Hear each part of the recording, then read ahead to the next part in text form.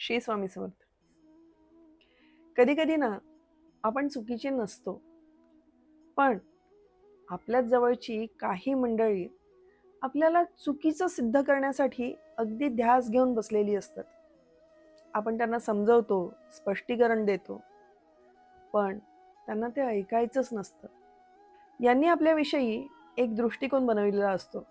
त्यांच्या दृष्टिकोनावर आणि त्यांच्या मतावर ही मंडळी ठाम असते. आपण स्पष्टीकरण देतो, समजवण्याचा प्रयत्न करतो, पण काहीही शक्य होत नाही.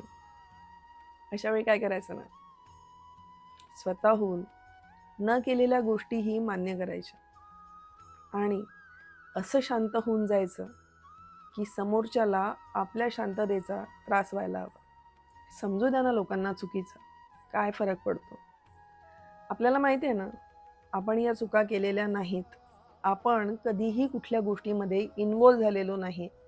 तरीही जर काही गोष्टींची ब्लेम आपल्यावर येतात आहे आणि समोरच्याला ते सांगूनही पडत नाहीयेत, तर शांत होऊन जा, संयम ठेवा आणि या नात्यांमधलं अंतर असं वाढवा की कोणी पुन्हा कितीही प्रयत्न केला जवळ येण्याचा, पुन्हा संबंध चांगले करण्याचा, तर ते कुणालाही शक्य व्हायला नको. आणि सर्वात महत्त्वाचं म्हणजे या सगळ्यामध्ये आपली शांतता, आपली मनस्थिती खराब व्हायला नको.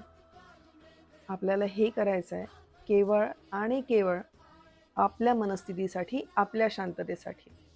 त्यामुळे कोण काय विचार करतं याचा विचार करू नका. शांत राहा, आनंदात राहा. काय जमेल ना?